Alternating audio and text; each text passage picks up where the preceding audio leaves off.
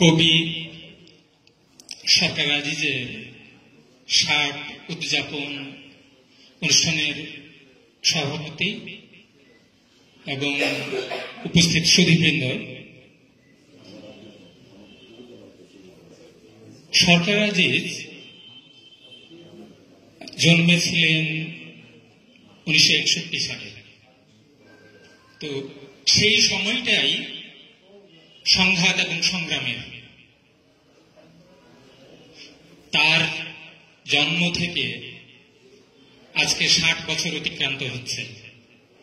সরকার আজিজ সম্পর্কে যেই কথাটা এক বাক্যে বলা যায় সেটা হচ্ছে যে তিনি পুঁজির আধিপত্যের যুগে, সাম্রাজ্যবাদের আধিপত্যের যুগে পুঁজিবাদকে উপস্থাপন করেছেন। এই কথাটা অনেকের কাছে অবাক লাগতে পারে যে আমি সেইভাবে বিশ্লেষণ করছি কেন। সরকার আজিজের একটা কবিতার নাম হচ্ছে পুঁজি বাজারের গান। ইংরেজিতে একটা শব্দ আছে কনজিউমারিজম। আমরা কিনতে চাই, মানুষও বিক্রি হয়। ক্রুসেডের পরে ইউরোপের উত্থানের পেছনে যতগুলো ঘটনা শক্তিশালী প্রভাব রেখেছিল তার ভেতরে মানুষের বেচা কেনা প্রধানতম। যে দাসত্ব বা দাসকে বিক্রি বা দাসের কেনা বেচা মধ্যযুগে শেষ হয়ে গেছিল, সেইটা আবার ফেরত এসেছিল এবং এইটাকে আবার ১৭৬৫ সালের দিকে আমেরিকার গৃহযুদ্ধের মাধ্যমে নিষিদ্ধ করা হয়। তো এই যে বিক্রি, এই বেচা কেনার ব্যাপারটাই সরকার আজিজের কবিতার একটা প্রধান অংশ জুড়ে বিরাজিত। যে বিক্রিটা কিভাবে হয়, যে যাদের টাকা পয়সা আছে তারা পশ্চাৎ দেশ দিয়ে সুগন্ধি ছাড়ে। খোকন কাইসারের একটা বই, সেই গল্পের বইয়েও এরকমের একটি ব্যাপার আছে যে বদ গন্ধ ছাড়ে, সেইটা আবার গ্যাসের পাইপলাইনের মাধ্যমে রপ্তানি করা হবে। এবং আমরা দেখেছি যে ২০০১ সালের দিকে একটি সরকার ক্ষমতায় এসে একই কাণ্ড ঘটানোর চেষ্টা করে। তো এই ব্যাপারগুলো আছে সরকার আজিজের কবিতায় এবং এতই ইঙ্গিতপূর্ণ। সরকার আজিজের কবিতাকে আপনাদের মনে হতে পারে যে এই কবিতাগুলো হচ্ছে সুধীন্দ্রনাথ দত্তের মতো কাঠখোট্টা, এখানে ছন্দ বা এলিটারেশন, অনুপ্রাসের ব্যবহার অনেক কম আছে। কিন্তু কি আছে এইটা আমাদেরকে ভাবায় যে এখানে শব্দ আপনাকে মানে বেনজলের মতো ভেসে ভেসে আসছে না বা জলপোকার মতো অতি দ্রুত ঘুরছে না। তাহলে সরকার আজিজের কবিতা কি? সরকার আজিজের কবিতাকে বুঝতে হলে লেখাপড়া করতে হবে। সরকার আজিজকে সম্ভবত ষড়েশ্বর্য মাহমুদ বলেছিলেন যে উনি হচ্ছেন আমাদের সময়ের যে পূর্ববঙ্গের কবিদের শিক্ষক। এই কথাগুলো বলারও যথেষ্ট কারণ আছে যে সরকার আজিজের কবিতা বুঝতে হলে আমি যে শুধু প্রকৃতি দেখে বা প্রেম দেখে বুঝতে পারবো না। যে সরকার আজিজের কবিতা থেকে প্রেমের বিষয় বের করতে হলে আপনাকে ৩ দিন ধরে বা ৭ দিন ধরে পৃষ্ঠা পর পৃষ্ঠা পড়ে সেইটাকে রোমন্থন করে বা জাবর কেটে তারপরে খুঁজে পেতে হবে। কিন্তু অনেক কবি মানে কবিতা লেখলো এইটাকে, যে কবিদের ভেতরে প্রেমটা অটোমেটিক আসে, অনেকটা চুলকানির মতো। কোনো কারণে চুলকানি খালজানি হলো এবং প্রেম উতলায় উঠে ওইখানে ঘা হয়ে গেল।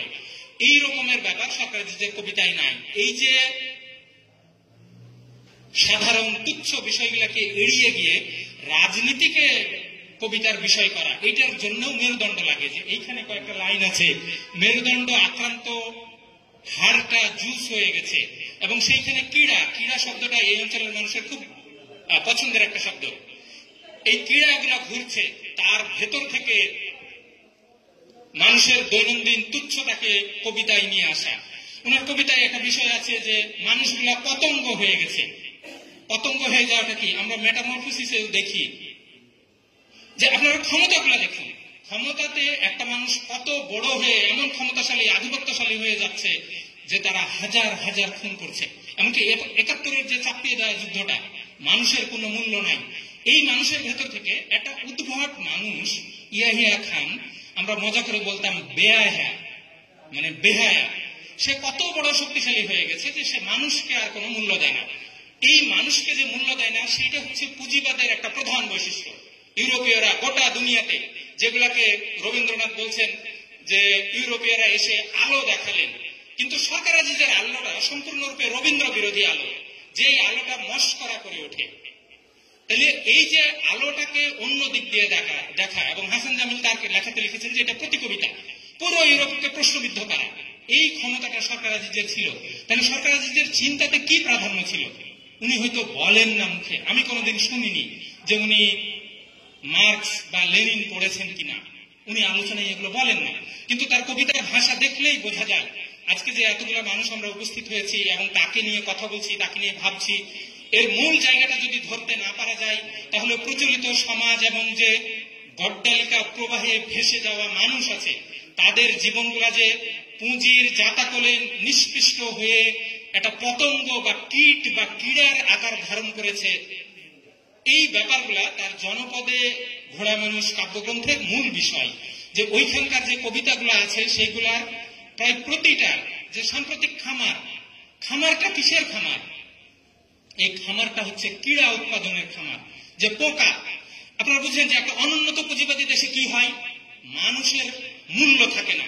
তাহলে কি মূল্য থাকে? যে কোনো শ্রমিককে জিজ্ঞেস করেন, একটা ৮ বছর বয়স্ক শিশুকে সে একটা ছোট ছোট কাজে পাঠিয়ে দিচ্ছে, যে মানুষটা একটা গাভী থাকলে যেমন দুধ দেয়, একটা সন্তান ঠিক দুধের গাভীর মতো, তাকে শিক্ষিত করার প্রয়োজন নাই।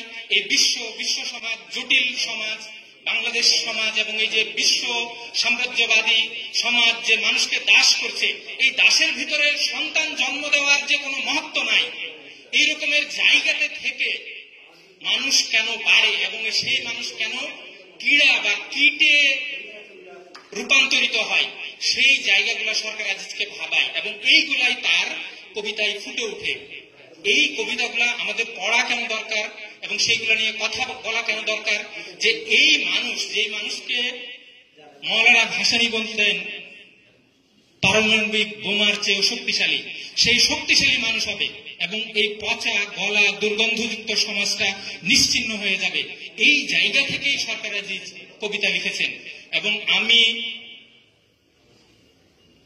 কামনা করি তিনি শতায়ু হবেন এবং তার কবিতার গতি, তার কবিতাগুলো যেন এক একটা মানে AK-47 গুলি আকারে বের হয় এবং ও এইগুলা অনেক আলতু ফালতু কবিতার কি দুর্গন্ধ গুলাকে উড়িয়ে দিয়ে যে প্রতিকবিতা বা যেই কবিতা পুঁজিবাদকে উৎখাত করে একটা সাম্যবাদী সমাজ নির্মাণ করবে, সেই দিকে এগিয়ে যাবে। মানুষের কি টিকে থাকে হচ্ছে যা প্রয়োজনীয় তা। ফলে পৃষ্ঠার পর পৃষ্ঠা সরকার আজিজ বোঝাই করেননি বা 50টা কাব্যগ্রন্থ লেখেননি। পূর্ববঙ্গীয় মুসলমানেরা কয়জন বুদ্ধদেব বসুকে চেনেন না, অথচ বুদ্ধদেব বসুর যে মোলায়েম ভাষা, সেইটা এক সময় 1930-এর দশকের সবে উঠতি কলকাতাইয়া মধ্যবিত্ত প্রেম প্রবর ধনী মানুষদের যে চুলকানি ছিল, সেই চুলকানিটা আমাদের কেটে গেছে। অনেকগুলো যুদ্ধ এবং এই যে কি আধিপত্যবাদী বা সামরিক স্বৈরাচারী শাসনের বিরুদ্ধে লড়াই করতে গিয়ে মানুষ একটা লড়াকু প্রাণী, তা সে উদ্ভিদ না, তার দুটো পা আছে এবং এই পা এখন শত শত পায়ে বিকশিত হয়েছে, সে গোটা দুনিয়া দেখতে পারে। ফলে দুনিয়ার প্রতিটা সংগ্রামকে যদি কবিতায় না আনা যায়, পাবলো নেরুদা কি করেছিলেন? ফলে কবি হবে ছোট মানুষ না, সে সরকারের দুইটা কি উচ্ছিষ্ট ভোগের জন্য না। কয়দিন বেঁচে আছি, মরে যাব, কিন্তু মরাটাও যেন সম্মানের হয়, এই জায়গা থেকে সরকার আজিজ কাজ করবেন, এই আশা ব্যক্ত করে শেষ করছি। আমাকে কিছু বলার জন্য, বলতে দেওয়ার জন্য যারা আয়োজক তাদেরকে ধন্যবাদ জানাচ্ছি।